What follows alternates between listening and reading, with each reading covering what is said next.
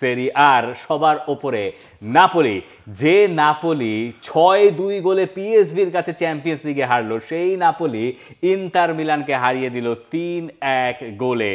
এবং এই ম্যাচটার শুরুতে কেভিন ডি ব্রুয়না পেনাল্টি থেকে গোল করার পরপরই ইনজুরি নিয়ে মাঠ ছাড়লেন। এটা নাপোলির জন্য দুশ্চিন্তার খবর। এরপরে স্কট ম্যাকটমিনে আরও একটা গোল যোগ করলেন এবং এরপরে ইন্টার মিলান একটা গোল পেনাল্টি থেকে শোধ করলেও শেষে গিয়ে আঙ্গিসা তিনি দলের জয়টুকু নিশ্চিত করেন। আর এই ম্যাচে জয়ের একটা ব্যাপার আছে, কেভিন ডি ব্রুয়নার ইনজুরি একটা ব্যাপার আছে। 3 গোল নাপোলি করেছে, 3টাই মিডফিল্ডারদের গোল, যদিও একটা পেনাল্টি থেকে। তবে নাপোলির জন্য এই জয়টা খুবই গুরুত্বপূর্ণ ছিল আন্তোনিও কোন্তের জন্য। যে কোন্তে এই শেষ ম্যাচের পরে, পিএসভির ম্যাচের পরে তিনি বলেছিলেন যে আমি বাঘকে ভয় দেখাবো, আমি একটা ছড়ি নিয়ে আসবো, ছড়ি নিয়ে প্লেয়ারদেরকে শাসন করব দরকার হলে, প্রয়োজন পড়লে।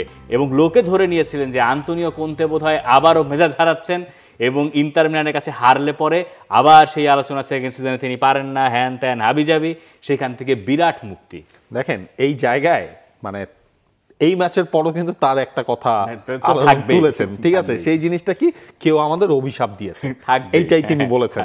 কেভিন ডি ব্রুয়না তিনি ইনজুরিতে পড়লেন, লভৎকা তার ইনজুরি রয়েছে, হয়লুন তিনিও আসলে ইনজুরির কারণে তার সার্ভিসটাও নাপোলি পাচ্ছে না। এবং এর ফলে এই ম্যাচটা নাপোলি যেভাবে জিতলো সেটাতে কি হলো, আপনি পয়েন্ট টেবিলটাও যদি দেখেন সিরিয়াতে সেই জিনিসটা কিন্তু জমে গেছে। নাপোলি একেবারে টপে উঠে গেছে। এসি মিলান তারা ড্র করেছিল পিসার এগেনস্টে এবং তার ফলে এসি মিলান পরের অবস্থানে রয়েছে, ইন্টার মিলানকে নেমে যেতে হয়েছে 3 নম্বর জায়গায়। লাস্ট সিরিয়াতে আমরা দেখেছিলাম লাস্ট ম্যাচ ডেতে যে সব ইকুয়েশনের শেষ হয়েছে এবং এবারও সিরিয়া যেভাবে চলছে আপনার ওটা ধরে রাখতে হবে। মানে মোস্ট আই ক্যাচিং ইউরোপের লিগের মধ্যে একটা হচ্ছে গিয়ে সিরিয়া। হ্যাঁ, আমরা হয়তো সবসময় সেই সিরিয়ার খবরগুলো আমরা দিতে পারি না প্রিমিয়ার লিগ এবং লা লিগার জন্য। এবং আপনি হিসেব করেন এই ম্যাচটার মধ্যে যখন তারা ইন্টার মিলানের এগেনস্টে খেলতে নেমেছে, প্রথম গোলটা তারা পেলো, কিন্তু ইন্টার কিন্তু লাউতারো মার্টিনেজ গোলের চান্স মিস করেছেন, ডামফ্রিজের আপনার হেড বাইরে দিয়ে গেছে, তারা লাকি চালানোর সেই গোলটা পেনাল্টি থেকে তারা পেয়ে গেছে। মজার একটা আমি জিনিস আপনার দেখছিলাম, সেকেন্ড গোলটা যখন করলো ম্যাকটমিনে, তিনি নাকি সেই জায়গায় বলটা তিনি দেখেনি নেই, মানে স্টেডিয়ামের লাইটের কারণে যে লং বলটা আসলো তিনি সেটা বুঝতেই পারেন নাই। তখন তুমি চমৎকার বলছিল এক্স্যাক্টলি, এবং সেখান থেকে তিনি বললেন যে আমার কাছে মনে হচ্ছে তখন আমি শটটা করে দেই, আমি বলের কোনো ডিরেকশন এই কারণেই সম্ভবত গোলটা, আমি শটটা করে দিয়েছি, এই কারণেই গোলটা হয়েছে। কি দুর্দান্ত একটা গোল দিয়েছেন স্কট ম্যাকটমিনে এবং ওই গোলটাই সম্ভবত 3 গোলের সেরা গোল হওয়ার কথা। এবং মাঝখানে আন্তোনিও কোন্তের সঙ্গে লাউতারো মার্টিনেজের একটু লেগেও গিয়েছিল, দেখলেন সাবেক কোচ ইন্টার মিলানের হয়ে যিনি স্কুদেতো জিতেছেন। এবং যেটা বলছিলাম যে এই জয়ে নাপোলি সবার উপরে উঠে গেছে সেরি আতে, আর ইন্টার মিলান এই ম্যাচটা খেলতে গিয়েছিল আসলে বেটার ফর্মে থেকে, সেই বেটার ফর্মটা তাদের শেষ পর্যন্ত কাজে দেয় নাই।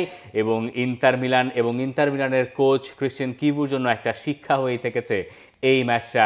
AS রোমা আছে পয়েন্ট টেবিলের 3 নম্বরে এবং তারাও জিতেছে। AC মিলান পিসার সঙ্গে 2-2 গোলে ড্র করার পরে শীর্ষস্থানটা হারিয়েছে। বোলোনিয়ার ম্যাচ পরে রয়েছে, আর রোমার ম্যাচ তো বাকি এখনো, রোমার ম্যাচ 3 নম্বরে আছে।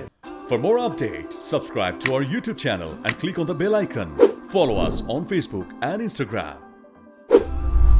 Download T-Sports app to enjoy exciting games and highlights. Visit tsports.com.